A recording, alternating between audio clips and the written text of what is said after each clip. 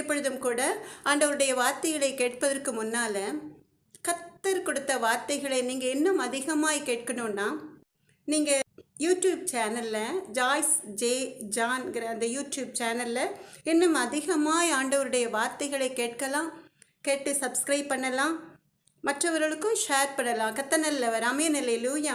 Joyce J ஜான்கிற YouTube channel கர்த்தர் நல்லவர். வாட்ஸ்அப்பில் இந்த மெசேஜை நீங்கள் கேட்கணுன்னா எஸ்எம்எஸில் உங்கள் நம்பரை அந்த ஸ்க்ரீனில் பார்க்குற நம்பரில் அனுப்பலாம். கர்த்தர் நல்லவர். ஆமென். அல்லேலூயா. நீங்கள் கேட்டு ஆண்டவருடைய வார்த்தைகள், கர்த்தருடைய சுத்த வார்த்தைகளை கேட்டு பயன் பெறலாம். கர்த்தர்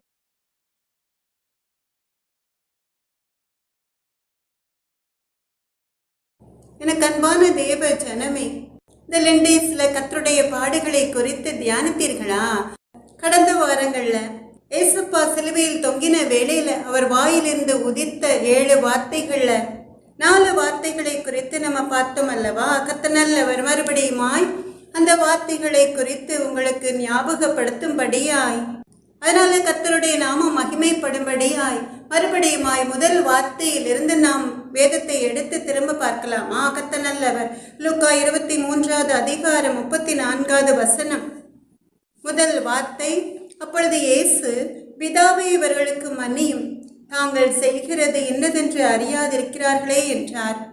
2வது வார்த்தை, இயேசு அவனை நோக்கி, இன்றைக்கு நீ என்னுடனே கூட பரதேசியில் இருப்பாய் என்று மெய்யாகவே உனக்கு சொல்கிறேன் என்றார்.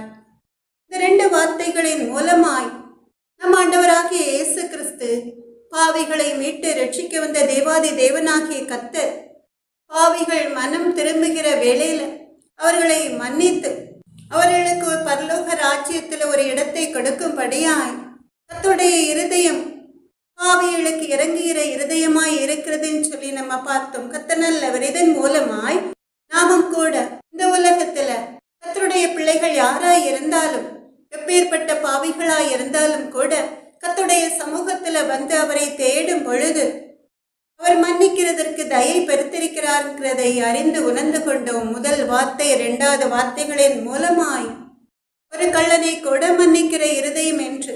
3வதாக நாம் பார்த்தோம் யோவான் 19வது அதிகாரம் 26வது வசனம்.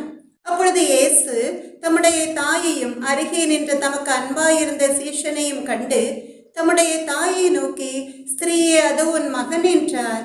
பின்பு அந்த சீஷனை நோக்கி, அதோ உன் தாய் என்றார். அந்நேரம் முதல் அந்த சீஷன் அவளை தன்னிடமாய் ஏற்றுக்கொண்டான் சொல்லி 3வது வார்த்தையை குறித்து நம்ம பார்த்தோம். எனக்கு அன்பான தேவ ஜனமே, கர்த்தர் நல்லவர். இந்த உலகத்துல நம் ஆண்டவராகிய இயேசு கிறிஸ்து அவர் பெற்ற தாயிடம் வைத்திருந்த அன்பையும், அவரை அதிகமாய் நேசித்தார், அவருக்கு பிரியமான சீஷனாகிய யோவானிடம் அவர் கொண்டிருக்கிற அன்பையும் நாம் இந்த வார்த்தைகளின் மூலமாய் 3வது வார்த்தைகளின் மூலமா நாம் அறிந்து உணர்ந்து கொண்டோம். எனக்கு அன்பான தேவ ஜனமே, அதன் மூலமாய் நம் ஆண்டவராகிய இயேசு கிறிஸ்துவும் கூட நம்மிடம் எதிர்பார்ப்பது பெற்றோரிடம் பிள்ளைகள் காட்டுகிற சுத்த அன்பு. கர்த்தர் நல்லவர். அவர் அதை விரும்புகிறார் என்று அறிந்து உணர்ந்து கொண்டோம். 4வதாய் நாம் பார்த்தோம் மத்தேயு 27வது அதிகாரம் 46வது வசனம்.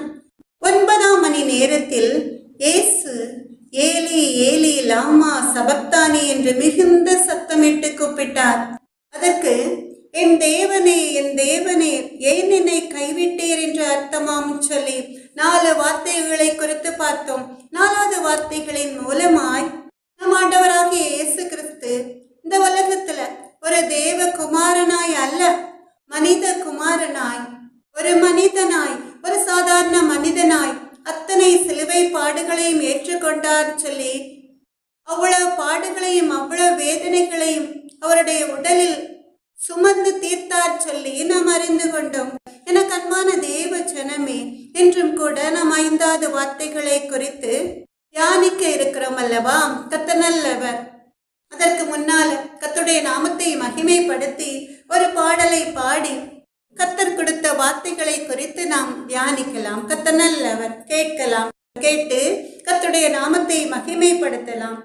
எனக்கு அன்பான தேவ ஜனமே, 5வது வார்த்தையை குறித்து நாம் கேட்பதற்கு முன்பாக கர்த்தருடைய நாமத்தை மகிமைப்படுத்தி அவருடைய பாடுகளை குறித்து சிஸ்டர் சாராள் நவ்ரோஜி அவர்கள் பாடின ஒரு அருமையான பாடல், கர்த்தருக்கு பிரியமான மகள் பாடின பாடல்.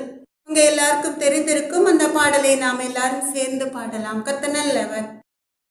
சிலுவை சுமந்த ஒருவம் சிந்தின ரத்தம் புரண்டோடியே நதி போல பாய்கின்றதே, நம்பி இயேசுவண்டை வா, நம்பி இயேசுவண்டை வா. சிலுவை சுமந்த ஒருவம் சிந்திய ரத்தம் புரண்டோடியே நதி போல பாய்கின்றதே, நம்பி இயேசுவண்டை வா,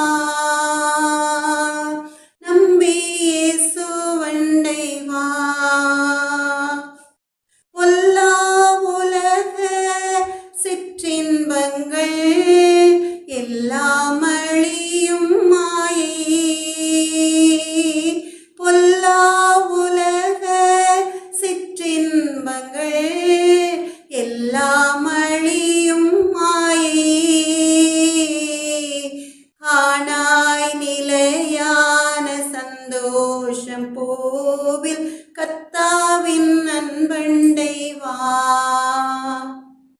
காணாய் நிலையான சந்தோஷம் பூவில் கர்த்தாவின் அன்பண்டை வா. சிலுவை சுமந்த இயேசு சிந்தின ரத்தம் புரண்டோடியே நதி போல பாய்கின்றதே, நம்பி இயேசுவண்டை வா, நம்பி இயேசுவண்டை வா. ஆத்தும மீட்பை பெற்றிடாமல் ஆத்துமம் நஷ்டமடைந்தார், ஆத்தும மீட்பை பெற்றிடாமல் ஆத்துமம் நஷ்டமடைந்தார், லோகம் முழுவதும் ஆதாயமாக்கியும் லாபம் ஒன்றுமில்லையே, லோகம் முழுவதும் ஆதாயமாக்கியும் லாபம் ஒன்றுமில்லையே. சிலுவை சுமந்த இயேசு சிந்தின ரத்தம் புரண்டோடியே நதி போல பாய்கின்றதே, நம்பி இயேசுவண்டை வா, நம்பி இயேசுவண்டை வா. பாவ மனித ஜாதிகளை பாசமாய் மீட்க வந்தார், பாவ மனித ஜாதிகளை பாசமாய் மீட்க வந்தார், பாவ பரிகாரி கர்த்தர் இயேசுநாதர் பாவமெல்லாம் சுமந்தார், பாவ பரிகாரி கர்த்தர் இயேசுநாதர் பாவமெல்லாம் சுமந்தார். சிலுவை சுமந்த இயேசு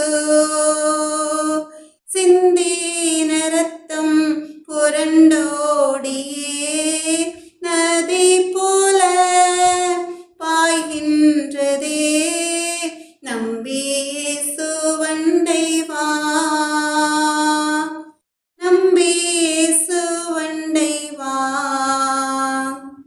நித்திய ஜீவன் வாஞ்சிப்பாயோ, நித்திய மோட்ச வீட்டில்,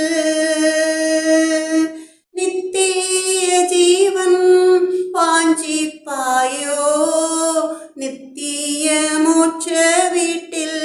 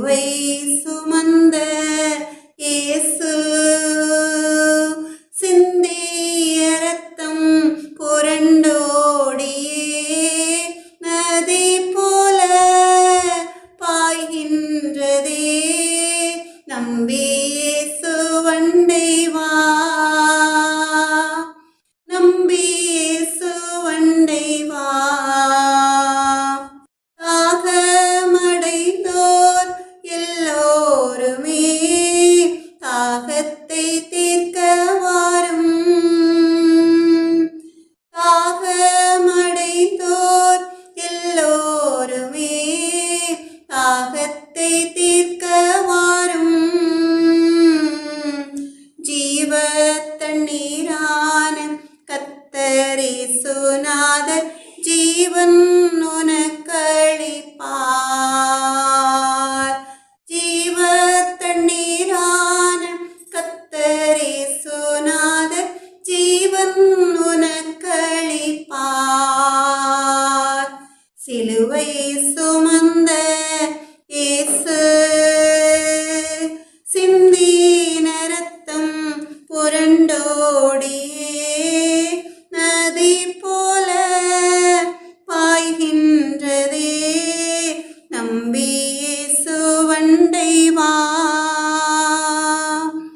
நம்பி இயேசு வண்டை வா. இரக்கமும் மனதுருக்கமும் நீடிய சாந்தமும் கிருபையும் உள்ள எங்கள் அன்பு நல்ல தகப்பன், ராஜாதி ராஜா, சேனைகளின் கர்த்தாவே, எல்லாம் முடிந்ததுன்னு சொல்லி வேத வாக்கியம் நிறைவேறத்தக்கதாக தாகமாயிருக்கிறேன் சொல்லி சிலுவையில், கல்வாரி சிலுவையில் நீர் தொங்கின வேளையில வேதனையோடு நீர் சொல்லிய அந்த வார்த்தைகளை குறித்து உடைய அன்பு பிள்ளைகள் அப்பா உமக்கு கொடானுடைய ஸ்தோத்திரம். உம்முடைய வார்த்தைகளை நீர் கொடுக்கிற மன்னாவை புசிக்கும்படியாய் இயேசுவே எங்கள் அன்பு நல்ல தகப்பன், இப்ப எங்கள் மத்தியில இறங்கி வாரும்பா. ராஜாதி ராஜாவே, உடைய பிரசன்னம், உடைய கிருபை, உடைய வல்லமை மத மகளை அளவில்லாமல் மூடட்டும் தகப்பனே. நான் என் வார்த்தையை உன் வாயிலை அருளி என் கரத்தின் நிழலினால் உன்னை மறைக்கிறேன் சொன்ன தேவாதி தேவனாகிய கர்த்தாவே, எங்கள் அன்பு நல்ல தகப்பன், இந்த வார்த்தைகளை ஒரு செய்தியாய் உருவாக்கி தந்து உமது அன்பு மகளுடைய வாயோடு வாயாய் இருந்து நீங்க பேசுங்க தகப்பனே. என்னை மறைத்து நீங்க வெளிப்படுங்க ராஜா. அப்ரோஜனமான அடிமை கேட்கிறேனப்பா, இயேசுவின் நாமத்தாலே கேட்கிறேனப்பா. உடைய நாமம் மாத்திரம் மகிமைப்படட்டும் தகப்பனே. நன்றி ஏசப்பா. எனக்கு அன்பான தேவ ஜனமே, என்றும் கூட நாம் சற்று நேர தியானத்திற்கென்று எடுத்துக்கொண்ட வேத வசனம் யோவான் 19வது அதிகாரம் 28வது வசனம். யோவான் 19:28 5ஆம் வார்த்தை. அதன் பின்பு எல்லாம் முடிந்தது என்று இயேசு அறிந்து வேத வாக்கியம் நிறைவேறத்தக்கதாக தாகமாயிருக்கிறேன் என்றார். யோவான் 19:28 அதன் பின்பு எல்லாம் முடிந்தது என்று இயேசு அறிந்து வேத வாக்கியம் நிறைவேறத்தக்கதாக தாகமாயிருக்கிறேன் என்றார். எனக்கு அன்பான தெய்வ ஜனமே, இந்த வசனத்தின் மூலமாய் பாடுகளின் மத்தியிலும் கூட நம் ஆண்டவராகிய இயேசு கிறிஸ்து ஒரு சாதாரண மனிதனை போல தாகமாயிருக்கிறேன் சொல்லி அவரை சுற்றி நின்றவர்களை பார்த்தவர் கூறின வார்த்தைகளை பார்க்கிறோம். எவ்வளவு பரிதாபமான காரியம் இல்லையா? நமக்காக, நம்முடைய பாவங்களுக்காக எல்லா வேதனைகளையும் அவர் சிலுவையில் சுமந்து வெற்றி சிறந்தார். அதனாலதான் எல்லாம் முடிந்ததுன்னு சொல்லி கடைசியாக தாகமாயிருக்கிறேன் என்றார் சொல்லி நம்ம பார்க்கிறோம். இந்த 5ஆம் வார்த்தையின் கடைசியில எனக்கு அன்பான தேவ ஜனமே, இந்த வசனத்தை நாம் 3 பகுதிகளாக பிரித்து கொள்ளலாமா? கர்த்தர் நல்லவர். முதல்ல எல்லாம் முடிந்தது என்ற வார்த்தை, இரண்டாவதாக வேத வாக்கியம் நிறைவேறத்தக்கதாக என்ற வார்த்தை, மூன்றாவதாக தாகமாயிருக்கிறேன் என்று. எனக்கு அன்பான தெய்வ ஜனமே, பொதுவா நம்ம எந்த ஒரு வேலையை செய்தாலும் எல்லாம் முடிந்ததா நாம் கேட்போம் அல்லவா? வேலையை செய்துட்டியா, எல்லாம் முடிச்சிட்டியான்னு சொல்லி, இனி ஒரு வேலையும் முடியாமல் இல்லையேன்னு சொல்லி அப்படி கேட்கிற சுவாபம் நமக்கும் கூட உண்டு அல்லவா? கர்த்தர் நல்லவர். நம்ம என்ன செய்வோம்? எல்லா வேலையும் முடிச்சிட்டாங்களான்னு சொல்லி நாம் யாரிடம் ஒரு வேலையை கொடுத்தோமோ அவர்கள் எல்லா வேலையும் அப்படி பெர்ஃபெக்டாய் கரெக்டாய் செய்து முடித்து விட்டார்களா என்று பார்த்துவிட்டு எல்லாம் முடிந்து விட்டதுன்னு சொல்லி ஒரு நிம்மதி பெருமூச்சு விடுவோம் இல்லையா? கர்த்தர் நல்லவர். இங்கே நம் ஆண்டவராகிய இயேசு கிறிஸ்துவும் கூட பிதாவாகிய தேவன் அவருக்கு முன் குறித்தபடியே பிதாவின் சித்தத்தை நிறைவேற்றி வந்த தேவன், அவர் இந்த உலகத்துல அவர் நிறைவேற்ற வேண்டிய காரியத்தின் கடைசி பகுதியும் ஒரு முடிவுக்கு வந்ததுனால எல்லாம் முடிந்தது என்று அறிந்து கொண்டார். ஏசப்பாவின் எண்ணம் ஏக்கம் எல்லாமே பிதாவின் சித்தத்தை நிறைவேற்றுவதுதான். அதனாலதான் யோவான் 4வது அதிகாரம் 34வது வசனத்துல நாம் பார்க்கிறோம். இயேசு சொல்வதை குறித்து பார்க்கிறோம்.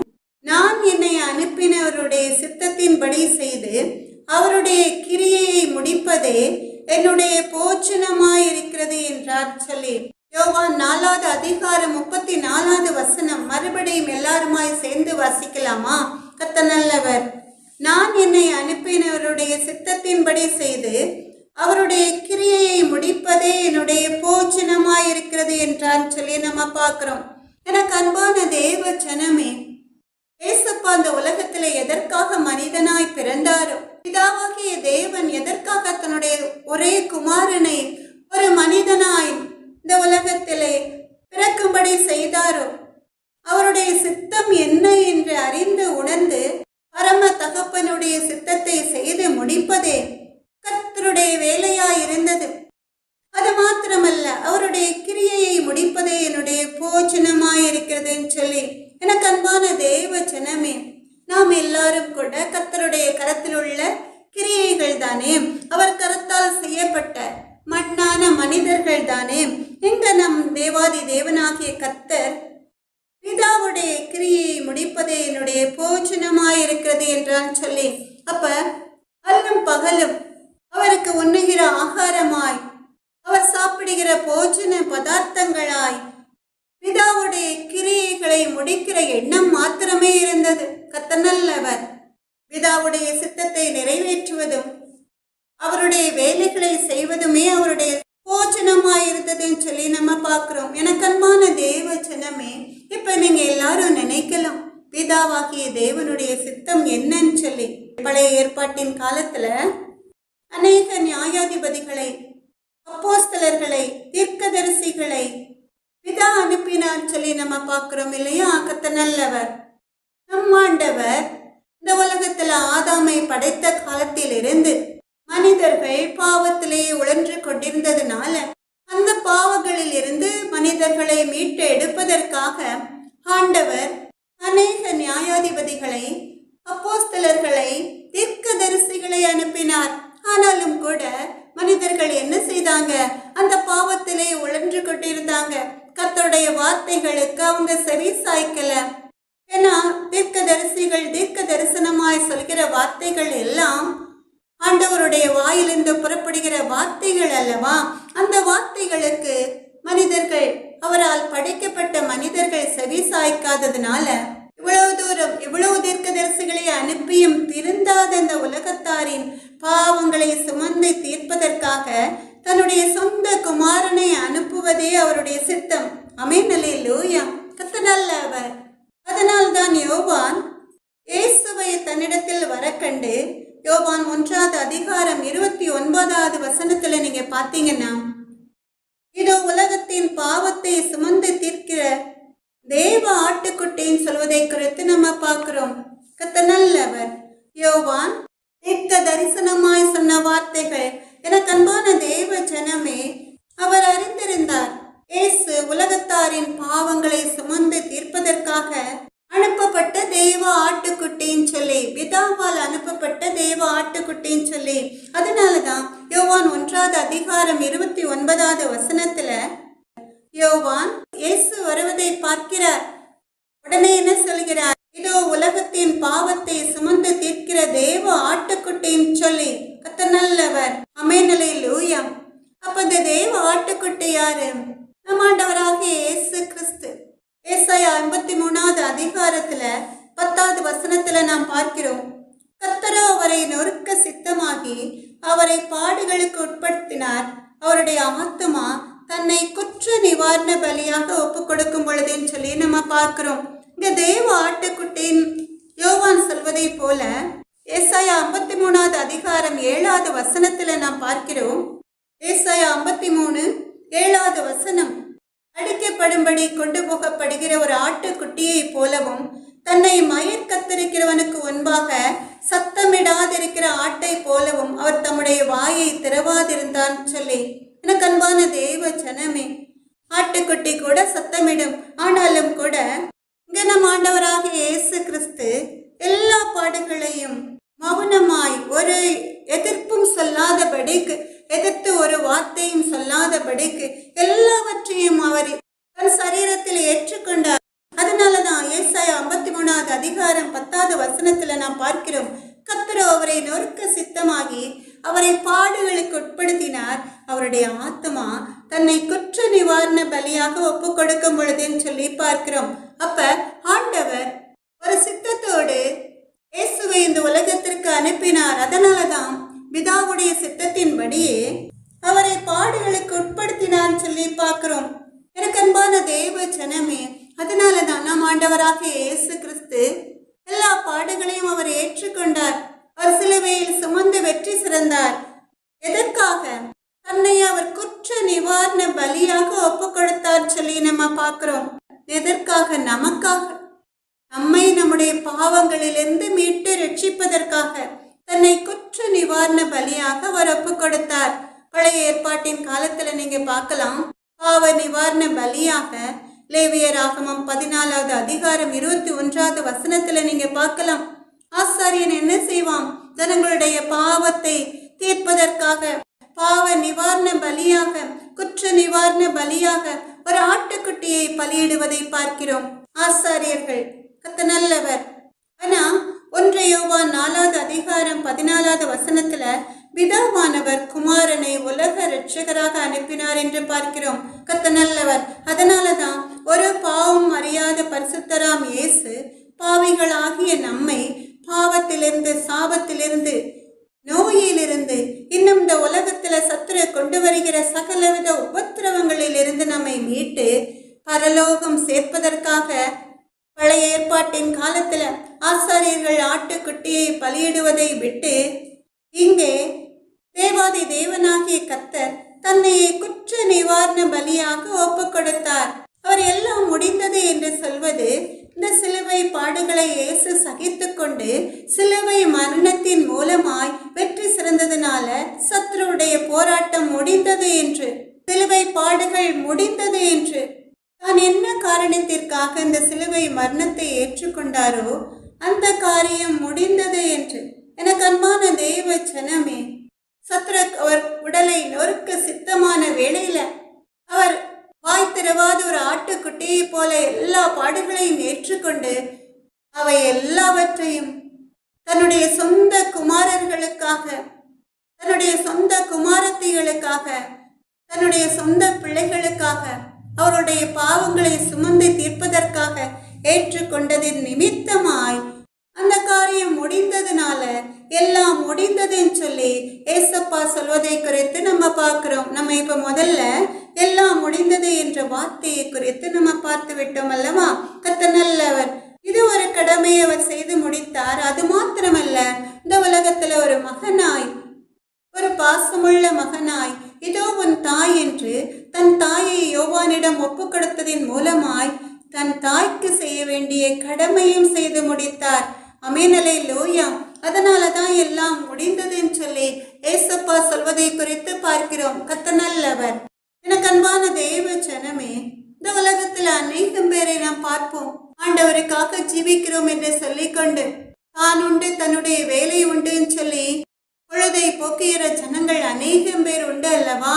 மற்றவர்களுக்காக ஒரு காரியமும் செய்யாமல் இருந்து கொண்டு தாங்கள் தான் எல்லாவற்றையும் சாதித்தோம் சொல்லி பெருமை பாராட்டுகிற ஜனங்கள் மத்தியில நம் ஆண்டவராக இயேசு கிறிஸ்து இந்த உலகத்தில் அவர் ஒரு மனிதனாய் அவதரித்ததின் காரணத்தை நாம் அறிந்து உணர்ந்து கொள்ளும்படியாய் எல்லா காரியங்களையும் அவர் சிலுவையில் நிறைவேற்றி முடித்தார் சொல்லி நம்ம பார்க்கிறோம். எனக்கு அன்பான தேவ ஜனமே, இரண்டாவதாக நாம் பார்க்க போகிறோம் வேத வாக்கியம் நிறைவேறத்தக்கதாக சொல்லி நம் ஆண்டவர் சொல்வதை குறித்து பார்க்கிறோம். கர்த்தர் நல்லவர். லூக்கா 21வது அதிகாரம் 33வது வசனத்துல நீங்க பாத்தீங்கன்னா, லூக்கா 21:33வது வசனத்துல, வானமும் பூமியும் ஒழிந்து போம், என் வார்த்தைகளோ ஒழிந்து போவதில்லைன்னு சொல்லி. எனக்கு அன்பான தேவ ஜனமே, வானமும் பூமியும் கூட ஒழிந்து போகும், ஆனா கர்த்தருடைய வார்த்தைகள் ஒழிந்து போகாதுன்னு சொல்லி நாம் பார்க்கிறோம். கர்த்தர் நல்லவர். இந்த வேதம் என்றென்றைக்கும் நிலைத்திருக்கிற ஒரு அருமையான ஒரு பெட்டகம் என்று கூட சொல்லலாம். கர்த்தர் நல்லவர். கர்த்தருடைய வார்த்தைகள் நிறைந்த ஒரு களஞ்சியம். சங்கீதம் 22ல நீங்க வாசித்து பார்த்தீங்கன்னா, அதுல இயேசுவின் பாடுகளை குறித்து தெளிவாய் முன் குறித்திருப்பதை பார்க்கலாம். சங்கீதம் 22 எல்லாரும் வாசிக்கலாமா? முதல் வாசனமும் கூட, என் தேவனே என் தேவனே ஏன் என்னை கைவிட்டீர். நாம் வேகமாக வாசித்து முடித்து விடலாம். கர்த்தர் நல்லவர், நேரம் அதிகமாகிவிடும் என்பதனால இயேசுவின் பாடுகளை பற்றி இந்த சங்கீதத்துல தெளிவாய் முன்குறித்திருக்கிறது.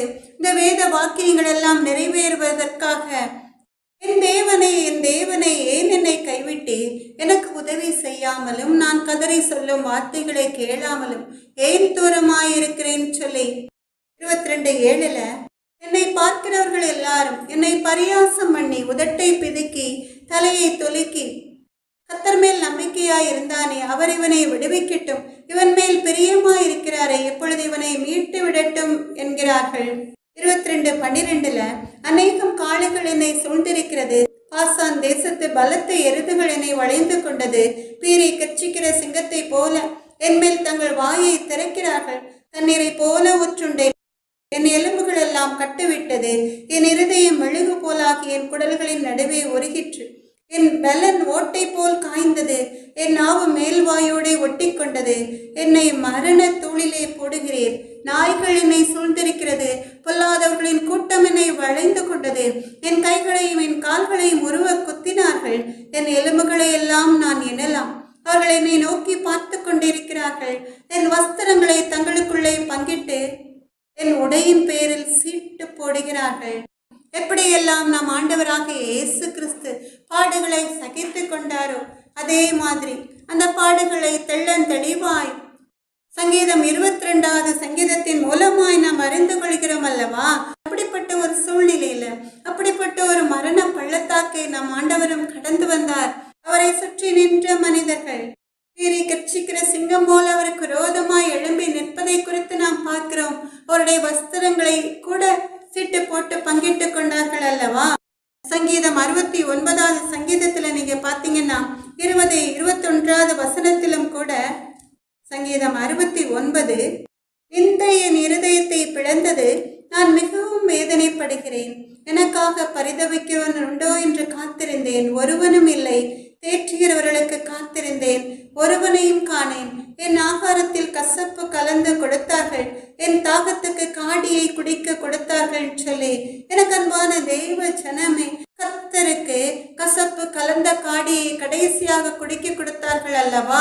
அதுபோல இங்கேயும் கூட தாவீது ராஜா புலம்புவதை குறித்து பார்க்கிறோம். சங்கீதம் 69, 20, 21 ஒருவரும் தேற்றுவாரில்லை சொல்லி, கர்த்தரை கூட ஒருவரும் தேற்ற வரவில்லை, அவருக்காக பரிதவிக்கிற ஜீவன்கள் ஒருவரும் இந்த உலகத்தில் இல்லை. அவரை சுற்றி நின்று எல்லாரும் எள்ளி நகையாடினார்கள், ஏளனப்படுத்தினார்கள்.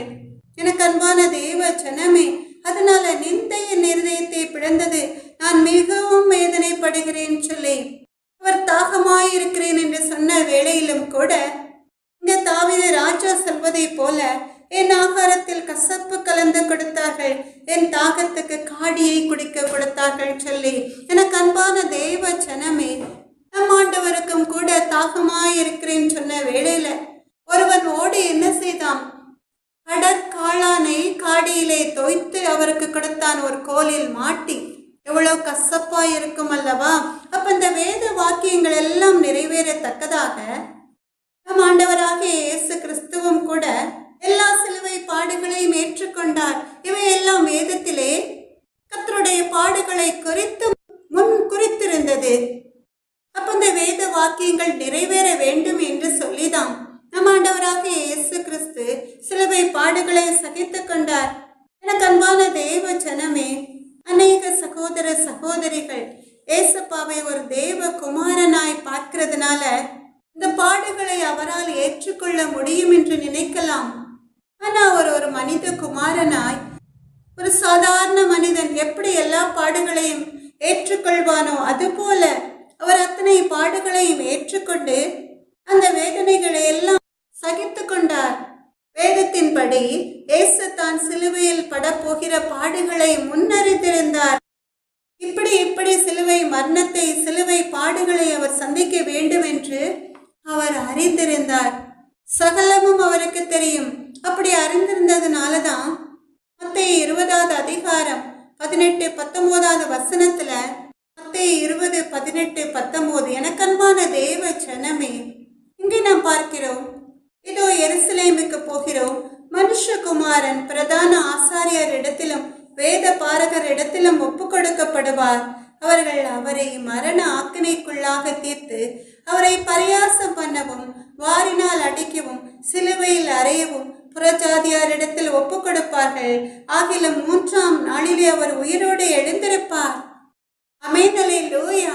இந்த வேத வாக்கியம் அப்படியே நிறைவேறிற்று அல்லவா? எனக்கு அன்பான தேவ ஜனமே, இதுல நம்ம பார்க்கிறோம், அப்படி தெளிவாய் மனுஷகுமாரன் இயேசு மகாராஜா பிரதான ஆசாரியரிடத்திலும் வேத பாரகரிடத்திலும் ஒப்பு கொடுக்கப்படுவார்னு சொல்லி அப்படித்தானே ஒப்பு கொடுக்கப்பட்டார். அவர்கள் என்ன செய்தாங்க? அவரை மரண ஆக்கினைக்குள்ளாக தீர்த்தாங்க. சிலுவையில் அறையும் சொல்லி சொல்வதை குறித்து நாம் பார்க்கிறோம்.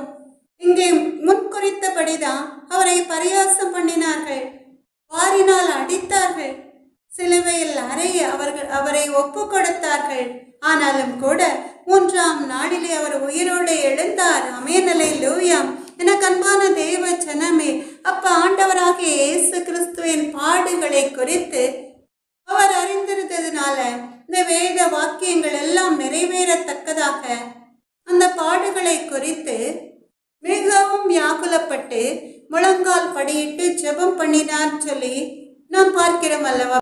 லூக்கா 22 அதிகாரம் 42 வசனத்துல இந்த பாடுகளை குறித்து அவர் தியானித்த வேளையில அவர் பிதாவாகிய தேவனை நோக்கி ஜெபம் பண்ணுகிறார். பிதாவை உமக்கு சித்தமானால் இந்த பாத்திரம் என்னை விட்டு நீங்கும்படி செய்யும், ஆயினும் என்னுடைய சித்தத்தின் படியல்ல உம்முடைய சித்தத்தின்படியே ஆக கடவுது என்று ஜெபம் பண்ணினார் சொல்லி நம்ம பார்க்கிறோம்.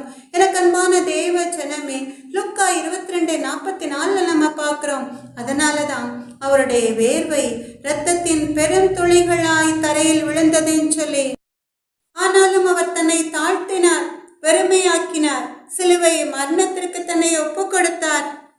லூக்கா 22 அதிகாரம் 37 வசனத்திலும் கூட அக்கிரமக்காரரில் ஒருவராக எண்ணப்பட்டார் என்று எழுதியிருக்கிற வாக்கியம் என்னிடத்தில் நிறைவேற வேண்டியது என்று உங்களுக்கு சொல்கிறேன். என்னை பற்றிய காரியங்கள் முடிவு பெறும் காலம் வந்திருக்கிறது என்றார். வேத வாக்கியம் நிறைவேறும்படியாய் எல்லாம் முடிந்தது என்றார். லூக்கா 22:37 மறுபடியும் வாசிக்கலாமா?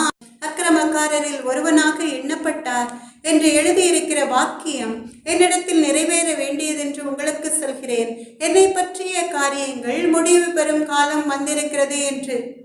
எனக்கு அன்பான தேவ ஜனமே, இந்த பாடுகளை படுவதற்கு முன்னாலேயே இயேசுவை குற்றவாளியாய் யூதாஸ் காட்டி கொடுப்பதற்கு முன்னாலேயே அக்கிரமக்காரரில் ஒருவராக எண்ணப்பட்டார் என்று எழுதியிருக்கிற வேத வாக்கியம் கர்த்தரிடத்தில் நிறைவேறும்படியாய் அதை குறித்து தன்னுடைய சீடர்களிடம் அவர் சொல்வதை குறித்து நாம் பார்க்கிறோம்.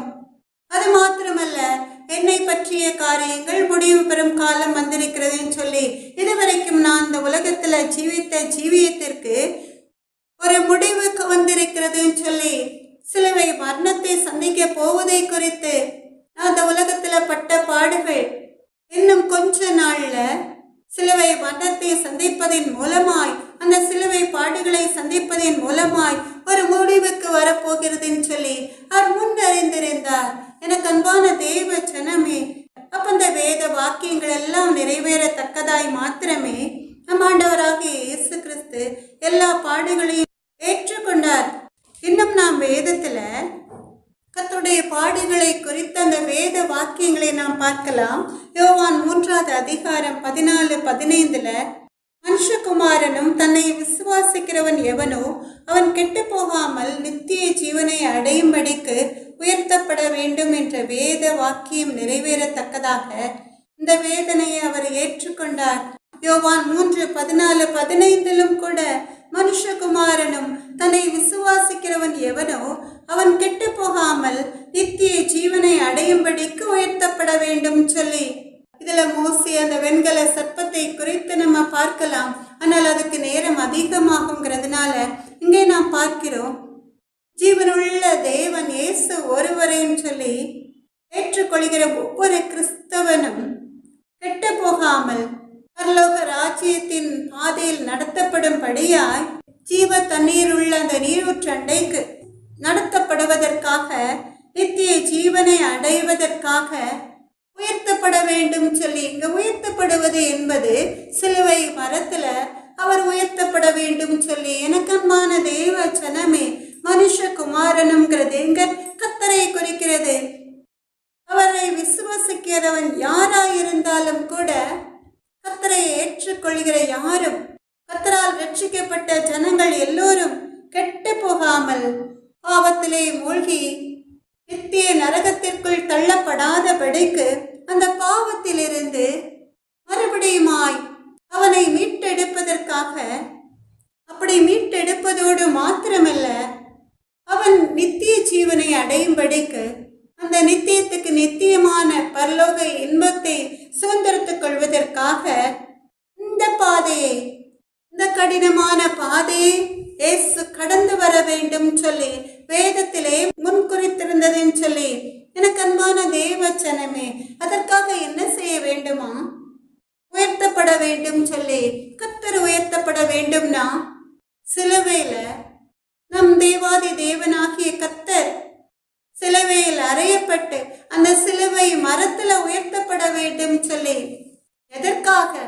பாவிகளாகிய நம்மை மீட்டு ரட்சிப்பதற்காக. எவ்வளவு பரிதாபமான காரியம் இல்லையா? எனக்கு அன்பான தேவ ஜனமே, இன்னும் கூட நீங்க பாவங்களையே செய்து பாவத்திலே உழன்று அந்த பாவ வாழ்க்கையை போதும் சொல்லி அதிலேயே சந்தோஷப்பட்டு கொண்டிருக்கிறீர்களா? உங்களையும் கூட ஒரு பாசத்தோடு கர்த்தர் உங்கள் மேல் கண்ணோக்கமா இருந்து, ஐயோ என் மகன், நான் படைத்த என்னுடைய பிள்ளைகள் கெட்டு போகக்கூடாதுன்னு சொல்லி அதற்காக சிலுவை மரணத்தை நான் சந்தித்தேனே, சிலுவை மரத்துல நான் உயர்த்தப்பட்டேன்னு சொல்லி ஏக்கத்தோடு பார்க்கிற அந்த கண்களை நீங்க கொஞ்சம் பார்த்தால் போதும். எனக்கு அன்பான தேவ ஜனமே, உங்க பாவ வாழ்க்கைக்கு ஒரு முற்றுப்புள்ளி வைத்து விடுவீர்கள். பாவமே போதும் என்று ஓட்டத்தை ஓடிக்கொண்டிருக்கிற எனக்கு அன்பான தேவ ஜனமே, மரணம் எப்பொழுது வரும் என்பது உங்க எல்லாருக்கும் தெரியாது, கர்த்தருக்கு மாத்திரமே தெரியும். அதனாலதான் வேத வாக்கியம் நிறைவேறத்தக்கதாக இந்த வேதனை அவர் ஏற்றுக்கொண்டார். நம்மை மீட்பதற்காக, அந்த உளையான பாவ சேற்றிலிருந்து மீட்பதற்காக. இந்த பாவம் முதல்ல சாத்தானின் மூலமாய் ஒவ்வொரு மனிதனுடைய ஆத்மாவுக்குள்ளும் புகுந்ததுன்னு சொல்லி உங்க எல்லாருக்கும் தெரிந்திருக்கும்.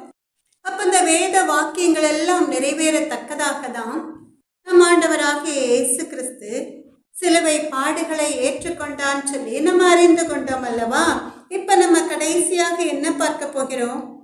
தாகமாயிருக்கிறேன் என்ற வார்த்தையை குறித்து நம்ம பார்க்க இருக்கிறோம். வறண்ட பாலைவனத்திலே தண்ணீருக்காக தவிக்கிற ஒரு மனிதனுக்குத்தான் தெரியும் தாகம் என்றால் என்ன என்று. நான் தண்ணீர் குடிக்காம எத்தனை நாட்களும் இருக்க முடியும் சொல்லி சவால் விடுகிறவனும் கூட வனாந்தரத்திலே தண்ணீருக்காக அலைந்து திரிகிற வேளையில அந்த ஆகாரை போன்ற நிலை வரும் பொழுதுதான் அவனுக்கு தெரியும் ஜீவனா மரணமாங்கிற போராட்டம் என்று.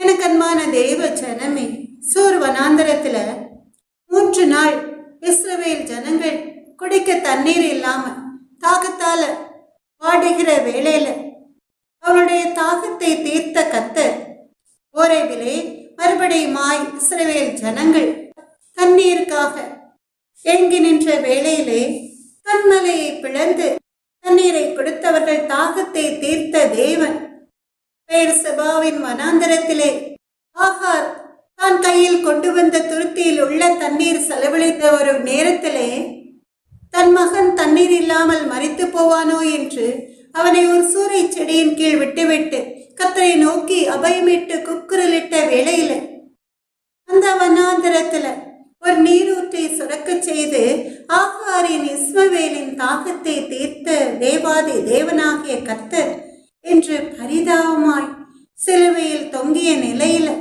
தாகமாயிருக்கிறேன் என்றார். ஆனாலும் கூட அவர் தாகத்தை தீர்க்க யாரும் இல்லை. நியாயாதிபதிகள் 15வது அதிகாரம் 18வது வசனத்துல சிம்சோனை குறித்து நாம் பார்க்கிறோம். நியாயாதிபதிகள் 15வது அதிகாரம் 18-19வது வசனம். அவன் மிகவும் தாகமடைந்து கர்த்தரை நோக்கி கூப்பிட்டு, தேவரீர் உமது அடியின் கையினால் இந்த பெரிய ரட்சிப்பை கட்டளையிட்டிருக்க, இப்பொழுது நான் தாகத்தினால் செத்து விருத்த சேதனம் இல்லாதவர்கள் கையிலே விழ வேண்டுமோ என்றான். அப்பொழுது தேவன் லேகியில் உள்ள பள்ளத்தை பிளக்க பண்ணினார். அதிலிருந்து தண்ணீர் ஓடி வந்தது. அவன் குடித்த போது அவன் உயிர் திரும்ப வந்தது, அவன் பிழைத்தான் சொல்லி நாம் பார்க்கிறோம். எனக்கு அன்பான தேவ ஜனமே, இங்கே சிம்சோன் அவனுடைய எதிரிகளை கொன்று குவித்த வேளையிலே தாகத்தினால் வறண்டு அந்த தாகத்தை நிமித்தமாய் தண்ணீர் இல்லாமல் அவன் மடிந்து போய் பெலிஸ்தரின் கையில் விழுந்து விடுவானோன்னு சொல்லி கர்த்தரை நோக்கி கூப்பிடுகிறான். கர்த்தர் நல்லவர், தன் தாகத்தை தீர்க்கும்படியாய் தாகமாயிருக்கிறேன் என்று அவன் கூப்பிட்ட வேளையிலே கர்த்தர் என்ன செய்தார்? லேகியில் உள்ள பள்ளத்தை பிளக்க பண்ணினார். ஒரு பள்ளத்தை பிளக்க செய்து அதிலிருந்து தண்ணீர் ஓடிவர செய்தார். அவ்வளவு வல்லமையுள்ள தேவன்தான் இன்று தாகமாயிருக்கிறேன் என்று கூப்பிடுகிறார். அப்படி அந்த தண்ணீரை குடித்த வேளையில சிம்சோனின் உயிர் திரும்ப வந்ததுன்னு சொல்லி நாம் பார்க்கிறோம். எனக்கு அன்பான தேவ ஜனமே, இப்படி கர்த்தரை நோக்கி ஜனங்கள் தாகமாயிருக்கிறது என்று குடிக்க தண்ணீருக்காக கதறுகிற நேரங்களில் எல்லாம் கண்மலையை பிளந்து பள்ளத்தாக்குகளை பிளந்து வனாந்தரத்திலே நீரூற்றுகளை சுரக்க செய்து தன்னுடைய பிள்ளைகளின் தாகத்தை தீர்த்த தேவாதி தேவனாகிய கர்த்தர் இன்று அந்தோ பரிதாபமாய் சிலுவையில் தாகமாயிருக்கிறேன் என்றார். அவர் நினைத்தால் 1000 தூதர்கள் அவருடைய தாகத்தை தீர்க்க அவருக்கு பணிவிடை செய்ய வந்திருப்பார்கள். ஆனா வேத வாக்கியம் நிறைவேறணுமே. மார்க் 15வது அதிகாரம் 36வது வசனத்துல நாம் பார்க்கிறோம். மார்க் 15:36 ஒருவன் ஓடி கடற்காளானை காடியிலே தோய்த்து அதை ஒரு கோலில் மாட்டி அவருக்கு குடிக்க கொடுத்து, பொருங்கள், எலியா இவனை இறக்க வருவானோ பார்ப்போம் என்றான் சொல்லி நாம் பார்க்கிறோம். எவ்வளவு முரட்டாட்ட குணம் அல்லவா! இதுதான் இயேசு சிலுவையில் பட்ட பாடுகளின் கடைசி. எனக்கு அன்பான தேவ ஜனமே, இயேசுப்பா இங்கே தாகமாயிருக்கிறேன் என்று சொல்வது ஆத்தும தாகம். அவருடைய ஆத்தும தாகத்தை இது குறிக்கிறது. எல்லாம் முடிந்தது என்று இயேசுவுக்கு தெரியும். தன்னுடைய ஆவி ஆத்மா சரீரத்தை நமக்காக தன்னுடைய அன்பு பிள்ளைகளுக்காக ஒப்பு கொடுத்த தேவன் குற்றுயிராய் இருக்கிற நிலைமையிலும் கூட இனிமேல் அவரிடம் கொடுக்க ஒன்றுமில்லை, எல்லாம் முடிந்தது என்று அறிந்த பிறகும் தன்னுடைய பிள்ளைகள், தன்னால் உருவாக்கப்பட்ட, தன்னால் ஜீவனை பெற்ற இந்த ஜனக்கூட்டம் இனிமேலாவது அவர் பட்ட பாடுகளை பார்த்தாவது திருந்த மாட்டார்களா என்று ஏக்கத்தோடு பார்க்கிறார். கர்த்தர் தாகமாயிருக்கிறேன் என்றார். அவருடைய இந்த தாகம் அவருடைய உள்ளத்திலிருந்து பொங்கி பிரவாகிக்கிற ஆத்ம தாகம். இந்த ஆத்ம தாகம்தான் அவர் எல்லா பாடுகளையும் ஏற்றுக்கொள்ள வைத்தது. ஏமகா நரகத்திற்கு, அந்த எரிகிற அக்கினி கடலிலே தள்ளப்படக்கூடாது என்ற ஆத்ம தாகம். இதை அறியாத பொல்லாத மனிதன் அவருடைய தாகத்திற்கு கடற்காளானை காடியிலே தோய்த்து அதை ஒரு கோலில் மாட்டி அவருக்கு குடிக்க கொடுக்கிறான். இதை குறித்து தான் வேதத்திலே நாம் பார்க்கிறோம்.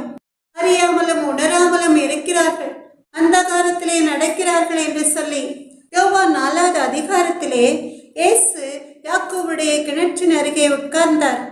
அப்பொழுது அங்கு தண்ணீர் எடுக்க வந்த ஒரு சமாரிய ஸ்திரீ, யோவான் 4வது அதிகாரம் 8வது வசனத்துல அந்த ஸ்திரீயை பார்த்து தாகத்துக்கு தா என்றார்.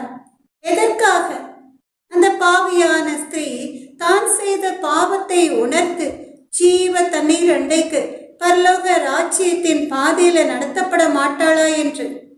ஏன்னா லூக்கா 15வது அதிகாரம் 7வது வசனத்துல நாம் பார்க்கிறோம், மனம் திரும்புகிற ஒரே பாவியின் நிமித்தம் பரலோகத்தில் மிகுந்த சந்தோஷம் உண்டாயிருக்கும் என்று உங்களுக்கு சொல்கிறேன் சொல்லி லூக்கா 15:10வது வசனத்துல நாம் பார்க்கிறோம். அதே போல மனம் திரும்புகிற ஒரே பாவியின் நிமித்தம் தேவனுடைய தூதருக்கு முன்பாக சந்தோஷம் உண்டாயிருக்கிறது என்று உங்களுக்கு சொல்கிறேன் என்றார் சொல்லி.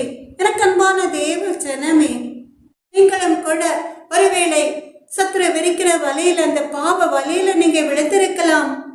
எப்படி அந்த பாவத்திலிருந்து மீள்வது என்று அறியாமல் இருக்கலாம்.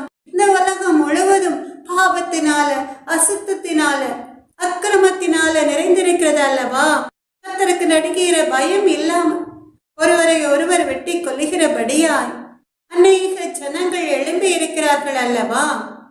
இந்த பாவிகள் மனம் திரும்பினா கர்த்தருடைய சமூகத்துல ஒருவேளை ஏதாவது ஒரு ஊழியக்காரர் மூலமாய் கர்த்தர் கொடுக்கிற வார்த்தைகள் அல்லது வேதத்தை வாசித்து கர்த்தரண்டை திரும்பும் பொழுது கர்த்தருடைய சமூகத்துல முழங்கால் படியிட்டு தாங்கள் செய்த பாவத்திற்காக மனம் திரும்பி மன்னிப்பு கேட்கும் பொழுது என்னாகும்? அந்த மனம் திரும்புகிற பாவிகளின் நிமித்தமாய் பரலோக ராஜ்யத்துல மிகுந்த சந்தோஷம் உண்டாயிருக்கும். தெய்வ தூதர்கள் மகிழ்ந்து களி கூறுவார்கள். ஏன்னா அவன் நரகத்தில் விழாதபடிக்கு, அந்த பாவி, அந்த ஆத்துமா நரகத்தில் விழாதபடிக்கு கர்த்தருடைய விலையேற பெற்ற திரு ரத்தத்தினால ரட்சிக்கப்பட்டானேன்னு சொல்லி அதற்காகத்தானே நம் ஆண்டவராகிய இயேசு கிறிஸ்து தன்னுடைய திரு ரத்தம் முழுவதுமாய் சிந்தி மரித்தார். ஏன்னா இயேசு கிறிஸ்துவின் ரத்தம் சகல பாவங்களையும் நீக்கி நம்மை சுத்திகரிக்கும். இந்த சமாரிய ஸ்திரீயும் கூட தன் பாவத்தை விட்டு மனம் திரும்பும் பொழுது பரலோகத்துல மிகுந்த சந்தோஷம் உண்டாயிருக்கும். ஆனா இங்கே ஒரே சமாரிய ஸ்திரீ மாத்திரமல்ல, அநேக சமாரியர் மனம் திரும்புவதை பார்க்கிறோம். என்னே ஆண்டவருடைய பேரன்பு இல்லையா? எனக்கன்பான தேவ ஜனமே, அதனாலதான் என்னிடத்தில் தாகத்துக்கு தாய் என்று எப்படி கேட்கலாம் என்ற அந்த சமாரிய பெண்ணிடம் இயேசு சொல்கிறார். யோவான் 4வது அதிகாரம் 10வது வசனத்துல, நீ தேவனுடைய ஈவையும் தாகத்துக்கு தாய் என்று உன்னிடத்தில் கேட்கிறவர் என்ன என்பதையும் அறிந்திருந்தாயானால் நீயே அவரிடத்தில் கேட்டிருப்பாய், அவர் உனக்கு ஜீவ தண்ணீரை கொடுத்திருப்பார் என்றார் சொல்லி. எனக்கு அன்பான தேவ ஜனமே, மறுபடியுமா யோவான் 4வது அதிகாரம் 10வது வசனத்தையும் 14வது வசனத்தையும் நாம் வாசிக்கலாமா? நீ தேவனுடைய ஈவையும் தாகத்துக்கு தாய் என்று உன்னிடத்தில் கேட்கிறவர் இன்னார் என்பதையும் அறிந்திருந்தாயானால் நீயே அவரிடத்தில் கேட்டிருப்பாய், அவர் உனக்கு ஜீவ தண்ணீரை கொடுத்திருப்பார்னு சொல்லி. எனக்கு அன்பான தேவ ஜனமே, இந்த சமாரிய ஸ்திரீயை பார்த்து இயேசு சொல்கிறார், உனக்கு தெரியல, நீ பாவியாய் இருந்தாலும் உன்னை அவர் மன்னிக்கிறதற்கு தயை பெருத்திருக்கிறார்ங்கிறதை நீ அறிந்து உணர்ந்து கொள்ளவில்லை. அதனால உன்னிடத்தில் தாகத்துக்கு தாய் என்று கேட்கிறவர் இயேசு என்று நீ அறிந்திருந்தாயானால் நீயே அவரிடத்தில் கேட்டு உன் பாவத்திற்கு மன்னிப்பு கேட்டு அந்த ஜீவ தண்ணீரை பெற்றிருப்பாயின்னு சொல்லி. எனக்கன்பான தேவ ஜனமே, யார் என்ன பாவம் செய்திருந்தாலும் கூட கர்த்தருடைய சமூகத்திற்கு வந்து அந்த பாவங்களை அறிக்கையிட்டு மன்னிப்பு கேட்கிற வேளையில அவர்களுக்கு மன்னிப்பு கொடுக்க நம் தேவன் தயை பெருத்திருக்கிறார். அதனால அந்த சமாரிய பெண்ணை பார்த்து அவ கர்த்தருக்கு பிரியமில்லாத பாதையில் நடந்ததுனால அவள் மூலமாய் அநேக சமாரியர் அவள் மனம் திரும்புவதை பார்த்து சமாரியர்கள் ரட்சிக்கப்படும் படியாய் கர்த்தர் அவளண்டை வந்து நிற்கிறார். ஜீவ தண்ணீரை கொடுக்கும்படியாய் யோவான் 4:14வது வசனத்துல நீங்க பாத்தீங்கன்னா, யாக்கோபுடைய கிணற்றிலிருந்து கிடைக்கிற தண்ணீரை குடிக்கிறவனுக்கு மறுபடியும் தாகம் உண்டாகும். இப்ப நம் வாழ்க்கையிலும் கூட நம் தாகமாய் இருக்கிற வேளையில தண்ணீர் குடிப்போம் அதிகமாய். சில நேரங்கள்ல ஓட்ட பந்தயத்துல ஓடுகிற நபர் வேகமாய் ரொம்ப தூரம் ஓடி பிராக்டிஸ் செய்யற வேளையில அவனுக்கு தாகம் அதிகமாய் இருக்கும். அப்படி தண்ணீரை குடிக்கிற வேளையில நான் வறண்டா அவனுடைய தாகம் தீர்ந்து போகும். கொஞ்ச நேரம்தான், மிஞ்சி போனால் ஒரு கொஞ்ச மணி நேரம்தான், மறுபடியும் தாகம் உண்டாகும். ஆனால் இங்கே நாம் பார்க்கிறோம், யோவான் 4:14வது வசனத்துல இயேசு சொல்கிறார், நான் கொடுக்கும் தண்ணீரை குடிக்கிறவனுக்கோ ஒரு காலம் தாகம் உண்டாகாது. நான் அவனுக்கு கொடுக்கும் தண்ணீர் அவனுக்குள்ளே நித்திய ஜீவ காலமாய் ஊறுகிற நீரூற்றாய் இருக்கும் என்றார் சொல்லி. எனக்கு அன்பான தேவ ஜனமே, மறுபடியுமா இந்த வசனத்தை வாசிக்கலாமா? யோவான் 4:14, நான் கொடுக்கும் தண்ணீரை குடிக்கிறவனுக்கோ ஒரு காலம் தாகம் உண்டாகாது. நான் அவனுக்கு கொடுக்கும் தண்ணீர் அவனுக்குள்ளே நித்திய ஜீவ காலமாய் ஊறுகிற நீரூற்றாய் இருக்கும் சொல்லி. எனக்கு அன்பான தேவ ஜனமே, நித்திய ஜீவ காலமாய் ஊறுகிற நீரூற்றுன்னு சொல்லி ஒரு அருமையான பாடல் ஃபாதர் பெர்பான்ஸ் அவர்கள் பாடின பாடல் கர்த்தர் நல்லவர் ஞாபகத்திற்கு வருகிறது. எல்லாரும் சேர்ந்து பாடலாமா? பிரியமானவனே, உன் ஆத்துமா வாழ்வது போல் நீ எல்லாவற்றிலும் வாழ்ந்து சுகமாயிரு மகனே. பிரியமானவளே, உன் ஆத்துமா வாழ்வது போல் நீ எல்லாவற்றிலும் வாழ்ந்து சுகமாயிரு மகளே. ஓட்டப்பந்தயம் நீ ஓடுகிறாய், ஒழுங்கின்படி ஓடு மகனே. நெருங்கி வரும் பாவங்கள உதறி தள்ளிவிட்டு ஓடு மகனே. பிரியமானவனே, உன் ஆத்துமா வாழ்வது போல் நீ எல்லாவற்றிலும் வாழ்ந்து சுகமாயிரு மகனே. மனிதராய் பிறந்த ஒவ்வொருவருக்கும் அவர்களுடைய ஆத்துமாதான். ஆத்துமா பாவ வழியில போனா கொஞ்ச காலம்தான் சந்தோஷம். ஆனா அந்த ஆத்துமா பாவ படுகொலையில் விழாம இம்மைக்குரிய மறுமைக்குரிய ஆசீர்வாதங்களை சுதந்திரத்துக் கொள்ளணும்னா அந்த ஆத்துமா கர்த்தர் காட்டுகிற பாதையில் நடக்கணும். இங்க நம்ம பார்க்கிறோம், நித்திய ஜீவ காலமாய் ஊறுகிற நீரூற்றாய் இருக்கும் சொல்லி ஜீவ தண்ணீர், நித்திய ஜீவனை கொடுக்கும் நீரூற்று. பரலோக ராஜ்யத்தில் உள்ள அந்த நீரூற்று அண்டைக்கு ஆட்டுக்குட்டியானவரை நடத்துவார். ஆமென், அல்லேலூயா. வற்றாத நீரூற்று அது. பரலோக ராஜ்யத்திலே இந்த ஜீவ தண்ணீரை கொடுக்கும்படியாய் ஆட்டுக்குட்டியானவரை நடத்துவார். ஜீவ தண்ணீர், ஒரு நாளும் வற்றாத ஜீவ தண்ணீர், ஜீவனை கொடுக்கும் தண்ணீர். இந்த ஜீவ தண்ணீரை குடிக்கிறவனுக்கு ஒரு காலம் தாகம் உண்டாகாது. அதனால்தான் யோவான் 6வது அதிகாரம் 35வது வசனத்துல நாம் பார்க்கிறோம், என்னிடத்தில் விசுவாசமாயிருக்கிறவன் ஒரு காலம் தாகம் அடையான் சொல்லி. என்னிடத்தில் விசுவாசமாயிருக்கிறவன் ஒரு காலம் தாகமடையான். எனக்கு அன்பான தேவ ஜனமே, ஜீவனுள்ள தேவன் இயேசு ஒருவரே என்று விசுவசிக்கும் பொழுது ஒரு காலம் அவன் தாகம் அடைய மாட்டான். இயேசுப்பாவை தன் சொந்த இரட்சகராய் ஏற்றுக்கொள்கிறவர்கள் எல்லாரும் ஒரு காலம் தாகமடைய மாட்டார்கள். ஏன்னா அவங்க ஜீவ தண்ணீர் அண்டைக்கு நடத்தப்படுவார்கள். எனக்கு அன்பான தேவ ஜனமே, இப்ப நீங்க நினைக்கலாம், கர்த்தர் கொடுக்கும் தண்ணீரை குடிக்கிறவனுக்கு ஒரு காலம் தாகம் உண்டாகாது என்று சொல்கிறீர்களே, அது என்ன தண்ணீர் என்று? அதுதான் ஜீவ தண்ணீர். அப்ப ஜீவ தண்ணீர்னா என்ன? நாம் சொல்வது போல நல்ல தண்ணின்னு சொல்வோம், உப்பு தண்ணின்னு சொல்வோம் இல்லையா? அதே போல அல்ல. நமக்கு ஜீவனை கொடுக்கும் தண்ணீர், அதாவது நித்திய ஜீவனை கொடுக்கும் தண்ணீர். நித்திய ஜீவனை, அந்த மரணம் இல்லாத, துக்கம் இல்லாத, வருத்தம் இல்லாத, அலறுதல் இல்லாத, ஆண்டாண்டு காலம் யுகமாய் ஜீவிக்கிற நித்திய ஜீவன். எனக்கு அன்பான தேவ ஜனமே, இந்த நித்திய ஜீவனை குறித்து ஏசப்பா ஏற்கனவே கொடுத்த வார்த்தைகள் செய்தி மூலமாய், வாட்ஸ்அப் மூலமாய், யூடியூப் மூலமாய் ஏற்கனவே கர்த்தர் வெளியாக்கின தயவிற்காக கர்த்தருடைய நாமத்தை மகிமைப்படுத்துகிறேன். கர்த்தர் நல்லவர். நித்திய ஜீவனை குறித்து நீங்க அறிந்து கொள்ளணும்னா அதை குறித்து நீங்க யூடியூப்லையும் வாட்ஸ்அப்லையும் ஏற்கனவே சொல்லப்பட்ட செய்தியில் அதை குறித்து அதிகமாய் நீங்க அறிந்து கொள்ளலாம். இந்த உலகத்துல ஆயுசு நாட்கள் 70 வருஷம், பலத்தின் மிகுதியால் 80 வருஷம் சொல்லி நம்ம பார்த்திருக்கிறோம். ஆனா இஸ்ரவேலின் பெரும் மந்தையான உங்களுக்கு 100 வருஷத்துக்கு மேல். கர்த்தர் நல்லவர். ஆனா ஆண்டாண்ட காலமாய், யுக யுகமாய் நாம் கர்த்தரோட மகிழ்ந்து களி கூர்ந்து ஜீவிக்கணும்னா ஒரு கவலை இல்லாம, துக்கம் இல்லாம, பாடுகள் இல்லாம, இந்த உலகத்து உபத்திரவங்கள் இல்லாம சந்தோஷமாய் மகிழ்ச்சியாய் ஆடி பாடி மகிழ்ந்து களி கூறணும்னா நம்மளுக்கு வேண்டியது நித்திய ஜீவன். அப்ப நம்ம இந்த ஜீவ தண்ணீரை எங்க பெற்றுக்கொள்ளலாம்? கர்த்தர் நல்லவர். இதை குறித்து வெளிப்படுத்தல் 7வது அதிகாரம் 16-17 நீங்க பாத்தீங்கன்னா, வெளிப்படுத்தல் சுவிசேஷம் 7வது அதிகாரம் 16-17 நீங்க பாத்தீங்கன்னா, இவர்கள் இனி பசி அடைவதும் இல்லை, இனி தாகம் அடைவதும் இல்லை, வெயிலாது உஷ்ணமாவது இவர்கள் மேல் படுவதும் இல்லை. சிங்காசனத்தின் மத்தியில் இருக்கிற ஆட்டுக்குட்டியானவரே இவர்களை மேய்த்து இவர்களை ஜீவ தண்ணீர் உள்ள ஊற்றுகள் அடைக்க நடத்துவார். தேவன் தாமே இவருடைய கண்ணீர் யாவையும் துடைப்பார் என்றான். இதுதான் நம் ஆண்டவராகிய இயேசு கிறிஸ்து தாகமாயிருக்கிறேன் என்று சொல்வதின் அர்த்தம். கர்த்தர் நல்லவர். ஆத்தும தாகம்.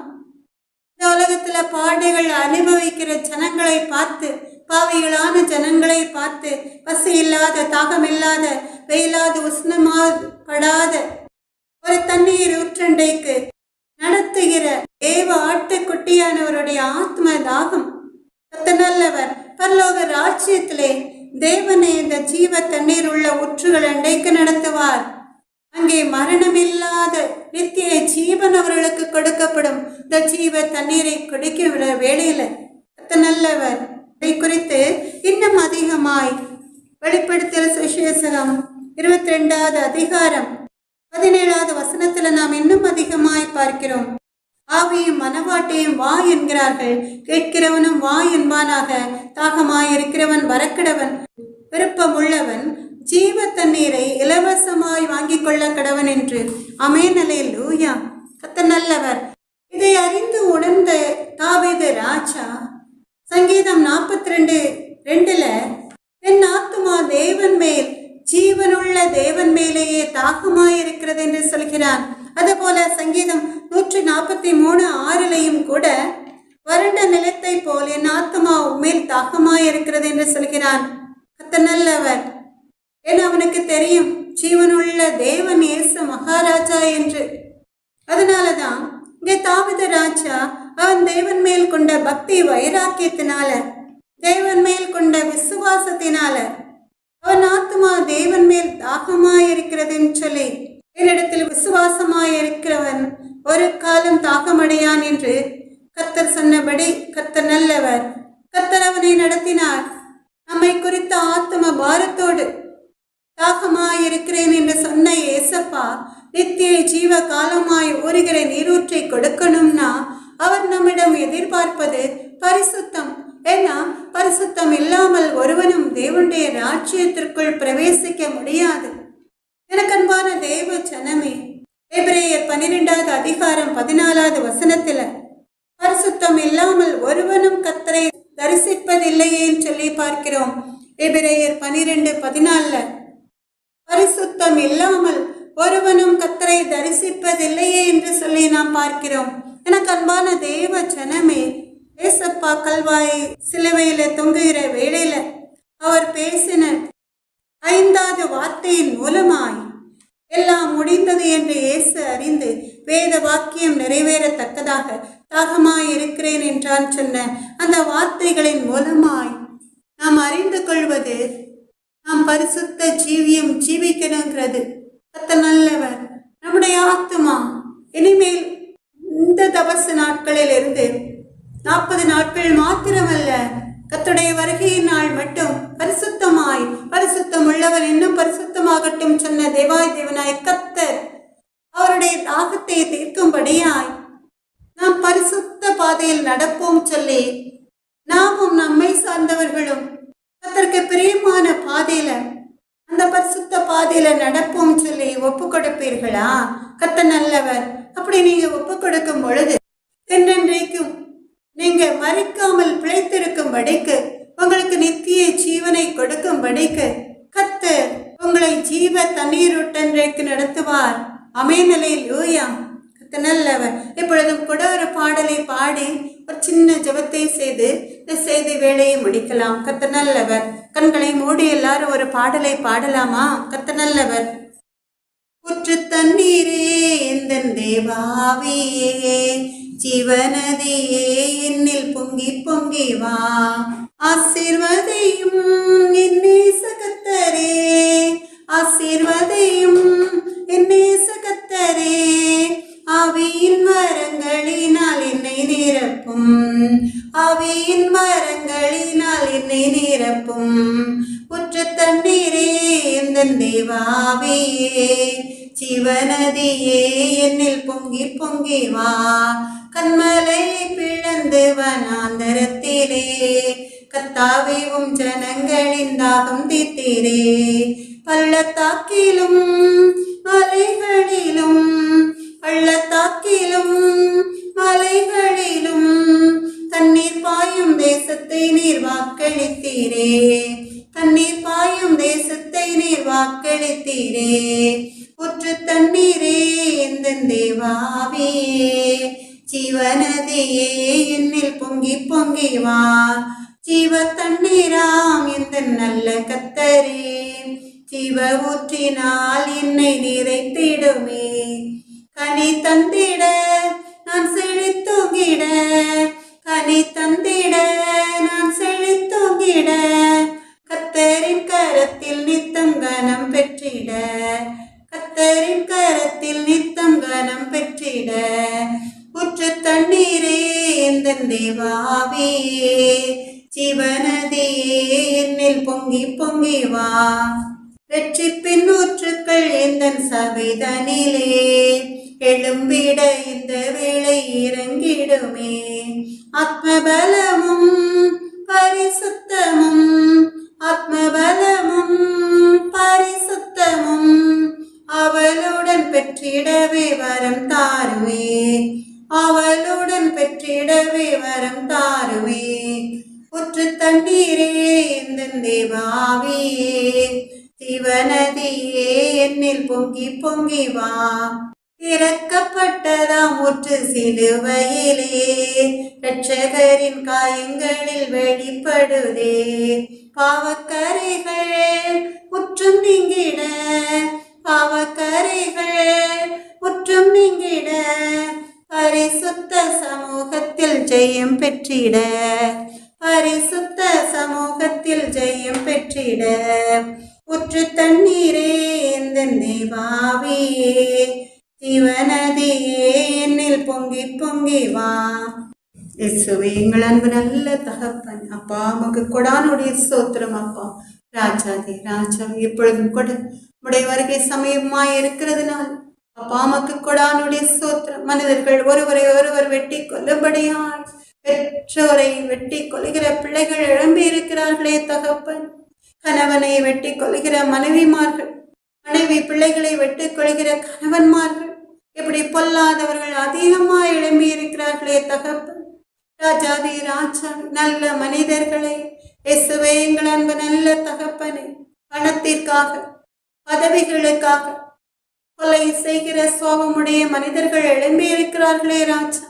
எங்கள் அன்பு நல்ல தகப்பனை இவர்களை குறித்த ஆத்ம பாரத்தோடு வாலிப பிள்ளைகள், சிறுவர்கள், சிறுமிகள் அப்பா டிவி, செல்போன், கம்ப்யூட்டர், ஃபேஸ்புக்குன்னு சொல்லி பலவித பாவ உபகரணங்களுக்கு அடிமையாகி தங்கள் ஆத்மாவை இழந்து கொண்டிருக்கிறார்களே தகப்பன். நரகத்தின் பாதையில சென்று கொண்டிருக்கிறார்களே ராஜா. எங்கள் அன்பு நல்ல தகப்பன் அப்பா, இவர்களை குறித்து ஆத்ம பாரத்தோடு தாகமாயிருக்கிறேன் சொன்ன தேவாதி தேவனாகிய கர்த்தாவே, இப்ப இந்த நிமிஷம் சத்துரு விரித்த வலையிலிருந்து இப்படிப்பட்ட மனிதர்கள் மீளும்படியாய் கர்த்தர் ஒரு அற்புதத்தை உமக்கு சித்தமானால் செய்ய தகப்பனே, அல்லது அவர்களை சிற்றித்து ரட்சிப்பின் பாதையில நீங்க நடத்துங்கப்பா. இயேசுவே எங்கள் அன்பு நல்ல தகப்பனே, அப்பா உமக்கு கொடானுடைய ஸ்தோத்திரம். அப்பா அம்மால் படைக்கப்பட்ட உம்முடைய அன்பு பிள்ளைகள் பரலோக ராஜ்யத்தின் பாதையில நடக்கட்டும் தகப்பனே. அப்படியே நீங்க நடத்த போறோம் தயவிற்காக நன்றி இயேசப்பா. இயேசுவின் நாமத்தாலே ஜெபத்தை ஏறெடுக்கிறேன் எங்கள் அன்பு நல்ல தகப்பனே. ராஜாதே ராஜா, யூடியூப் மூலமாய், வாட்ஸ்அப் மூலமாய் உடைய வார்த்தைகளை கேட்டுக்கொண்டிருக்கிற உமக்கு பிரியமான பிள்ளைகள் அத்தனை பிள்ளைகளையும் உம்முடைய கரங்களினால் அவருடைய கரங்களை பிடித்து பரலோக ராஜ்யத்தின் பாதையில நடத்துங்க எங்கள் அன்பு நல்ல தகப்பன். உடைய நாம மாத்திர மகிமைப்படட்டும் தகப்பன். இயேசுவின் நாமத்தாலே ஜெபத்தை எடுக்கிறேன் எங்கள் அன்பு நல்ல தகப்பனே. சகலவிதமான துதி, கனம், மகிமை அனைத்தும் உமக்கே உண்டாவதாக. என் ஆத்மாவே கர்த்தரை ஸ்தோத்திரி, என் முழு உள்ளமே அவருடைய பரிசுத்த நாமத்தை ஸ்தோத்திரி. என் ஆத்மாவே கர்த்தரை ஸ்தோத்திரி, கர்த்தர் செய்த சகல உபகாரங்களையும் மறவாதே. ஆமென், அல்லேலூயா. நம்முடைய கர்த்தராகிய இயேசு கிறிஸ்துவனுடைய கிருபையும் தேவனுடைய அன்பும் பரிசுத்த ஆவியினுடைய ஐக்கியமும் உங்கள் அனைவரோடும் கூட இருப்பதாக. ஆமென், அல்லேலூயா. ஆமென், அல்லேலூயா. ஆமென், அல்லேலூயா.